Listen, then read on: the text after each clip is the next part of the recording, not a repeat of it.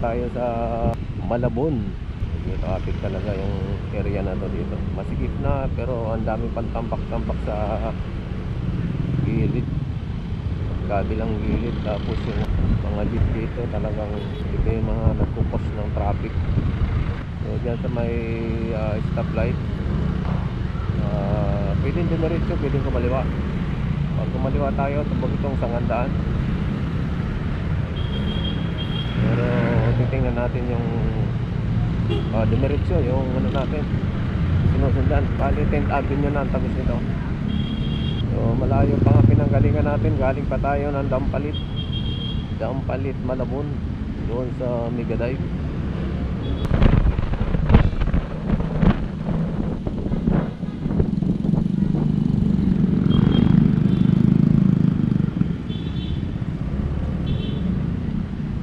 So 10th Avenue nga ang tagos nito.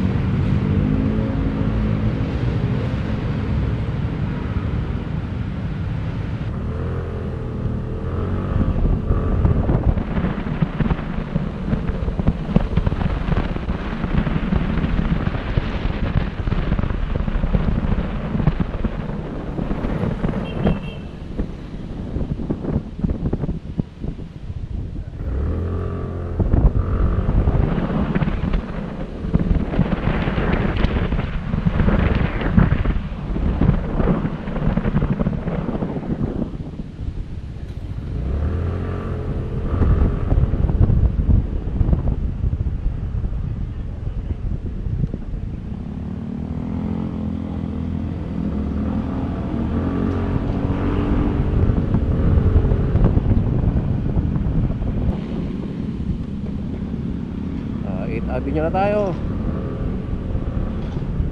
So kakaliwa, kakanan tayo dyan. Street kanan.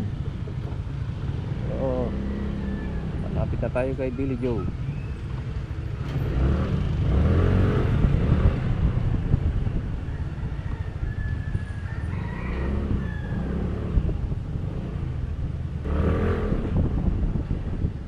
Ngayon maaga yan, dami na ng motor. Alam ko kumakain itong mga to.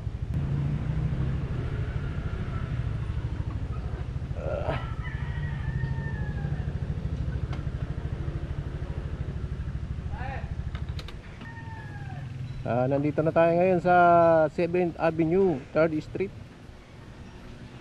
Dito sa mamihan ni Billy Joe, Kanto 8. Okay, halika.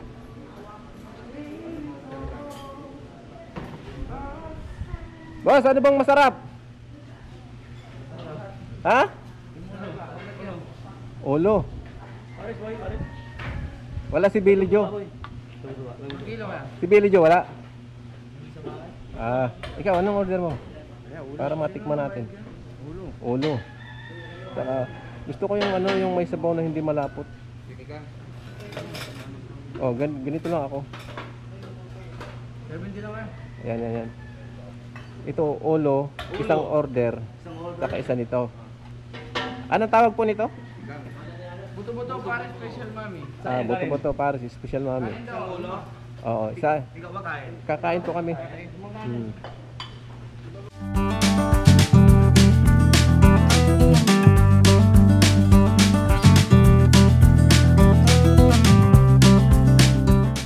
Okay. Sarap po yung itong ulo na natin itong naming kakainin. luto ni Billy Joe. Talagang itong niya, dinarayo talaga itong kainan ni Billy Joe dito sa 7th Avenue. Kasi nga pala, yung location ng mamihan ni Billy Joe, andito lang to sa pagitan ng 7 to 8 Avenue, 3rd Street. Between to 8 Avenue, 3rd Street. So, So, ang in-order nitong kasama ko, ito yung Ito yung sinasabi nilang special cake. sinasabi ng special na, ano to? Ulo. Ulo na sinampalukan. Mm. Tapos ito naman, yung in-order ko, buto-buto na sinigang. So, ang kagandahan dito sa... Ano? Wow! Lagyan mo kalamante, oh. Saka, okay na ako. Okay ka na. Ito, So, buka tingnan dito. na. Sige lang. So, yung sabaw niya, yung sabaw niya kakaiba. Hindi tulad ng ibang mamihan. Di ba, malapot yung sabaw. Ito, masarap. So, ito, kita yan, Yan, Hindi yan malapot. Pag nagkulang, Gusto mo pang umerit ng sabaw? kuha ko lang. Pwede naman kumuha. Di ba? Mm. Tumingin ka lang. So, ito na yung almusal natin. So, kanina, nag-ride kami. Galing pa kami ng Dampalit. Betalike. Sama ko nga pala si Alan. Sa susunod, Alan punta kami Parillo. Pililya. So, saan ang next? Ano natin? Pililya. Pililya, saan yun? Tanay. Tanay? Tanay Rizal? Doon, sa dulo pa. Doon sa mga sa mga winding. Oh, kaya mo doon? Oh, natural. Nagpupunta ako doon, parang hindi ko alam. Na malambot. Pagkano binayaran mo sa ulo mo? Lahat yan, Hindi, yung ulo muna. Kasi baka mamaya gusto nila yung ulo. Ulo na sinampalukan. lahat yung 55 kasama kanin eh. Oh, mura lang, Tingnan mo naman, ang dami-dami. Sarap talaga ng bulalo ni Billy Joe.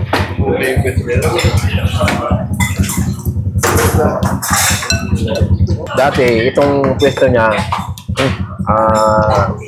hindi ito, tawag ito? Kaya lang sa gilid yan. Nasa gilid-gilid lang siya ng kalsada. Ngayon, natentado na Ngayon, dahil sa dumadami na yung nagbablog dito, dahil nga dinadagsa siya ng mga tao, so naging 24 hours na ang operation niya. Ngayon, araw ng linggo, natsimpuhan natin na hindi gaano wala tao. ako. Kasi pag ang matao dito, pag araw ng Lunes hanggang Sabado, lalo na pagtanghali, Dito? hindi ka makasingit dyan. Puno yan, yung harapan na yan, puno ng parking yan. Hindi ka makasingit. So, tao? Oo. Kasi nga, yung lasa niya, hindi nakakatawa. Yung hindi siya, hindi ka mauumay. Kasi nga, sa sabaw. Ito, natikpan ko na ito, umuli na kami niyan. Okay, sabaw. Maanghang na masim-masim. Ngayon ko lang natikman to. Ito naman. Yung ulo-ulo dito. Tingnan mo. Kumakalas. Kumakalas ang buto sa laman. Sa sobrang lambot.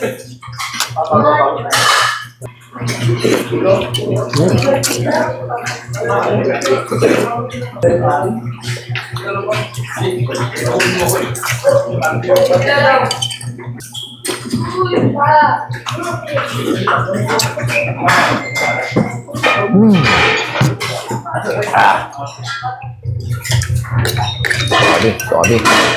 Tulit-tuan natin. Kumain nga pala kayo dito. Pag umorder kayo doon, Babayaran mo. babayaran mo na agad bago mo dalhin dito. Tatawagin natin yung mayari. Naalala ko pa yung yung pwesto mo nito dati doon lang sa kanto. Nasa kanto-kanto lang. Dating nasa kanto. Oo, ngayon Medyo nakaano na ako. balita ko inuupahan mo tong dati parking area to, di ba? So ngayon inuupahan mo na buo. Okay. Tapos, magkano mo pa mo? Malaki-laki. Malaki. So yung operation mo 24 hours na yan. Kaya okay na rin. Paano mo na-handle tong ganito? Sino namamaligyan niya? Sino namimili niya? Ay, Pero yung karne, dinideliver. delivery na. Pero yung mga ingredients, yun ang pinamimili niya sa nagbalang bawat. Sa palinta mo. So kailangan talaga sa negosyo, kailangan tutukan, Oo.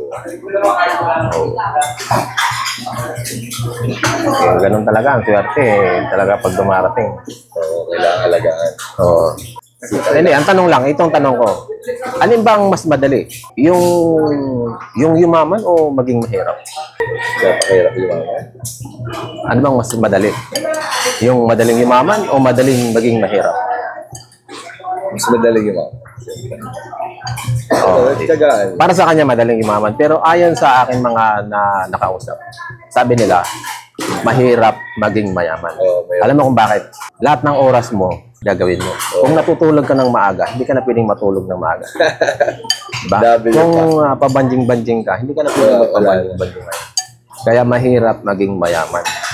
Ngayon, alam mo kung bakit madali lang maging mahirap? Matulog ka lang maghapon eh, mahirap ka na. Mahirap ka na. Wala kang gagawin. Oh, di ba? Ganun lang, kaya hindi naman lahat, ano. Kaya kailangan Ibig gusto sabihin, mong yumaman. Ibig sabihin, ang pagiging asenso ng isang tao, nasa sayo. Oo. Wala sa kanila. Ikaw mismo ang pag-aangat sa sarili mo. Di ba? Huwag mong iasa sa iba. O huwag mong sabihin, bahala ng Diyos. Hindi po pwede. Pwede. Kailangan mong gumalaw. So, anong masasabi mo? Anong i-advise mo sa ating mga nanonood ngayon? Paano ba nila i-handle ang tamang negosyo? Kailangan ang pag-handle din sa tao ang unang-una din. Paano mo sila pakisamahan. Pakisamahan. Paano mo sila iyan sa trabaho nila, kanya-kanyang trabaho nila. Oo, kasi iba-iba ugali niyan. Siyempre, hindi tayo pare-parehas. Oo. Mga tao, ano ko. Kaya kailangan i-handle mo sila ng maayos. Maayos. Pakisamahan ng bilang kapatid. Bilang kapatid. Oh. Hindi lang ituring natin na hindi lang Tawan, hindi. Hindi. Kailangan na ituring natin siyang hanggat maaari nga kapatid eh. Kapatid. Kasi bahagi sila. Bahagi sila ng iyong tagumpay. Totoo yan. Hindi mo naman ito, Kung wala yan, mga yan. kung wala yan, wala rin ito. Hindi mo magagampanan ito na ikaw lang. So, kailangan i-multiply mo talaga sarili mo sa pamamagitan ng ibang tao. Kaya hindi ko laging inaano yung mga, napapagalitan. Natural. Natural kasi pag nagkakamali. Ganon din naman ako, namamasukan ako. Pag nagkamali, tanggapin ko mali ako. Kasi kapag nagkamali ang isang tao at hindi niya tinanggap ang niya pagkakamali, hindi siya matututo. Hindi siya matututo. Ito yan. Diba? Ang tingin niya sa sarili niya, marunong siya. Hindi po pwede. Kailangan na kahit na sabihin marunong ka, pero wag kang maging kumpiyansa sa sarili mo na marunong ka na. Iyon ang susi ng tagumpay. So dahil ikaw nagtagumpay na ng ganyan, sana sa susunod na pag-cover natin ng vlog na to, so mas marami pa akong makikita. Paano yung mga...